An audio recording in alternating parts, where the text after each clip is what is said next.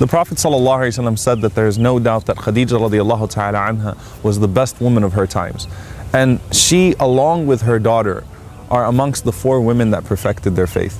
SubhanAllah. So think about that. This woman radiallahu ta'ala anha, before the revelation of Salah, before the revelation of Siyam, before the revelation of Zakah or Hajj, before the revelation of most of the rules and legislation, Khadija radiallahu ta'ala anha managed to perfect her iman. And you might wonder, how is that even possible? Because the Prophet ﷺ is the one who told us that أَكْمَلُ الْمُؤْمِنِينَ إِيمَانًا, the most perfect of the believers in their faith are the ones أَحْسَنُهُمْ أَخْلَاقًا, who have the best character. And Khadija radiallahu ta'ala anha, even before Islam, was known as al-Tahira, the pure woman.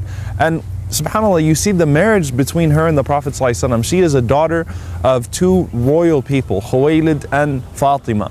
And she was a rich woman, a very wealthy businesswoman. She had been married before to some of the leaders of Quraysh, but she became a widow both times. And SubhanAllah, she wants to marry the Prophet ﷺ, who is 15 years younger than her.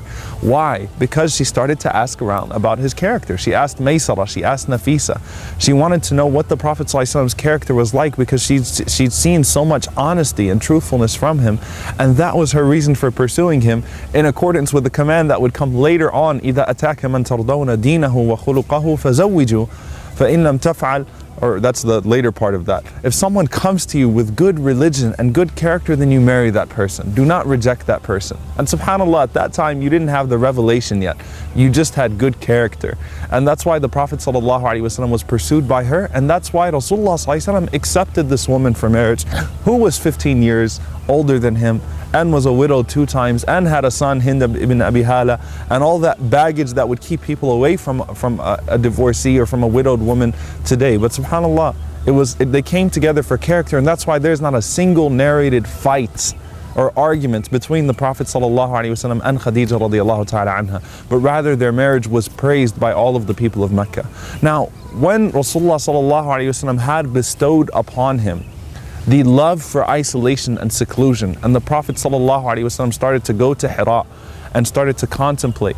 And SubhanAllah, for anyone who's been to Mecca, you could see that Hira is an hour's climb at least, and that's with all of the stairs and things of that sort. Imagine what it's like for the Prophet ﷺ at that time to climb up there. And Khadija radiallahu ta'ala anha, she didn't say to the Prophet ﷺ, why are you staying away from home? Why are you spending weeks up there and sometimes over a month? In fact, she supported the Prophet ﷺ in trying to find guidance and trying to find those answers. And she herself, radiallahu ta'ala anha, think about this. By the time the Prophet ﷺ is 40, she's 55 now. She's climbing up that mountain now to take food to the Prophet ﷺ and to comfort the Prophet ﷺ.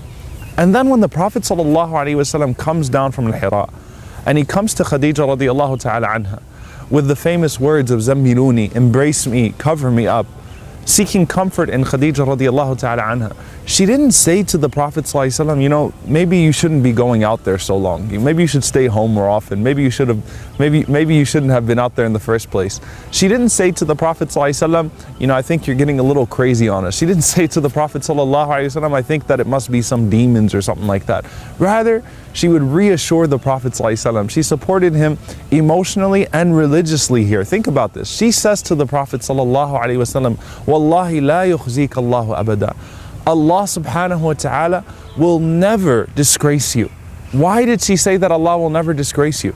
And she started to mention, إِنَّكَ لَتَصِلُ rahim, because you uphold the ties of kinship. You're good to your neighbor. You're generous to your neighbor. You treat the orphans well. You take up the cause of the one who has been wronged. In essence, what is she saying to the Prophet ﷺ? She's saying Allah subhanahu wa ta'ala loves you for the same reasons that I love you and the same reasons that I pursued you for marriage. Again, good khuluq is good iman. Good character is good iman. She recognized those things in the Prophet ﷺ, and look at the way that this wife speaks about her husband. How beautiful that a spouse will speak about her spouse, or a spouse would speak about his spouse in that beautiful manner. This is how I see you. And not only did she support him emotionally here, she said to the Prophet ﷺ, let's go to Waraq ibn Nawfal, let's go to my cousin who's a biblical scholar, and let's see what he has to say. She's the one reassuring him ﷺ and taking him over to Waraqa, who would reveal to the Prophet ﷺ that this was his first encounter with Jibreel alayhi salam. Think about this. And then Ali radiallahu ta'ala anhu, who was raised in that household, He recalls the nights where Rasulullah sallallahu alaihi wasallam would wake up and pray, and Khadija radiallahu ta'ala anha would wake up and stand right next to the Prophet sallallahu alaihi wasallam and also pray. I mean, that's incredible. She didn't say to the Prophet sallallahu alaihi wasallam, all right, I don't know what this journey is that you're going on right now, but I'm not going to stand up and pray, but I'll let you stand up and pray. She stood up and she prayed with him, sallallahu alaihi wasallam. So she gave him emotional support. She gave him religious support. When the Prophet sallallahu alaihi wasallam called to his people and the people rejected him, she didn't say we were doing good in society, we had high status, and now our reputation is being tarnished, because she is at-tahira and he is a sadiq al-amin sallallahu alaihi wasallam. She stood by his side, reassured him, it's okay, Allah subhanahu wa ta'ala will bring victory to you, Allah subhanahu wa ta'ala will honor you. And then she even went to the length of financially supporting the Prophet sallallahu alaihi wasallam's call and mission and purpose. And this woman who lived her life like a queen would support the Prophet sallallahu alaihi wasallam with everything that she had. And subhanallah, even when times got so tough in the boycotts on Bani Hashim and Bani Muttalib, and this woman who lived their whole life in these in luxury, is now not even able to eat, and she's in her 60s, subhanallah. And the only one who's delivering food is Hakim ibn Hizam radiyallahu ta'ala anhu, the nephew of Khadija radiyallahu ta'ala anha. He would sneak food to her and some nourishment to her and to the Prophet sallallahu alaihi wasallam. And Abu Jahl caught him and he even stopped that route. And this woman never says to the Prophet sallallahu alaihi wasallam, look at where we are, look at what's happened to us, but rather she stands by him with all loyalty. And she says to the Prophet sallallahu alaihi wasallam that she's by his side all the time.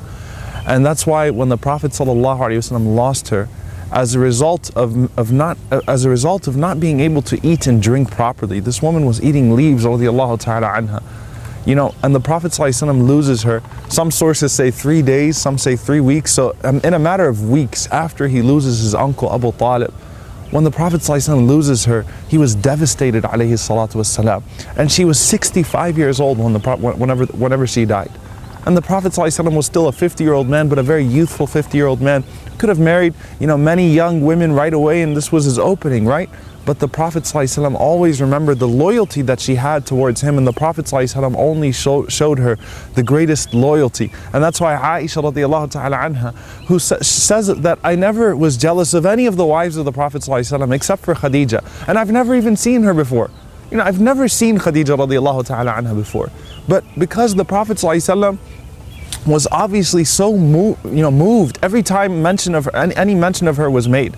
If the Prophet ﷺ heard the voice of her sister calling upon him, he would say, Allahumma hala, oh Allah, it's hala, oh Allah, it's hala. He would run because he remembered the voice of Khadija radiallahu ta'ala anha. She says the Prophet ﷺ never slaughtered a sheep or a goat except that he sent some of it to Khadija radiallahu ta'ala anha. And she says that the Prophet ﷺ, anytime she was mentioned, it would be visible on his face that he was moved. He would send gifts to her friends out of his loyalty to her, sallallahu alaihi wasallam. And she says that one time I got jealous and I said to the Prophet sallallahu alaihi wasallam, shouldn't you have gotten over now this old woman of Quraysh that Allah subhanahu wa ta'ala has replaced with something better? And the Prophet sallallahu alaihi wasallam became so angry. And he says, Wallahi, he says, I swear by Allah, Allah did not give me something better than her. And he started to mention all of the forms of loyalty, al-wafa. آمنت بي إذ كفر بي الناس. She believed in me when no one else believed in me. وصدقتني إذ كذبني الناس. And she trusted me. She considered me truthful when other people belied me, when other people denied me. وأنفقت بي إذ حرمني الناس. And she spent on me when no one else would spend on me.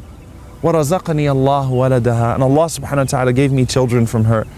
إذ حرمني أولاد النساء. And Allah subhanahu wa ta'ala did not give me children from anyone else. And subhanAllah, in honor of Khadija radiallahu ta'ala anha, is that it was only the children that were given to the Prophet ﷺ through her that the lineage of the Prophet ﷺ would survive. Subhanallah. And when the Prophet ﷺ saw, even in the Battle of Badr, when Al-As, who was married to their daughter, the Prophet ﷺ and Khadija radiallahu anha, Zainab radiallahu ta'ala anha, Al-As was married to her before Jahiliyyah, and here you had, before Islam, and here you had the Prophet ﷺ now capturing his son-in-law who came to kill him and who came to fight against him.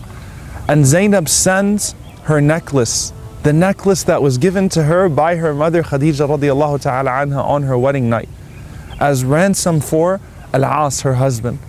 And the Prophet ﷺ sees that necklace, and it moves him so much that the Prophet ﷺ says to the Sahaba, "In shi'tum, if you will, send her back her prisoner and send her back this necklace." Why did he say "in shi'tum, if you will"? Because it wouldn't be fair to the Sahaba who had to observe all of these rules and all of these laws if the Prophet ﷺ exercised that exception just for himself. So he said to the Sahaba, "In shi'tum, if you all will, send back her prisoner, her husband, and send back that necklace." And the Prophet ﷺ, again, remembering Khadija radiallahu ta'ala anha, and think about this, because of her loyalty to the Prophet ﷺ, Jibreel alayhi salam, the one who was sent with the revelation of the Quran, is sent by Allah subhanahu wa ta'ala to the Prophet ﷺ to give salam.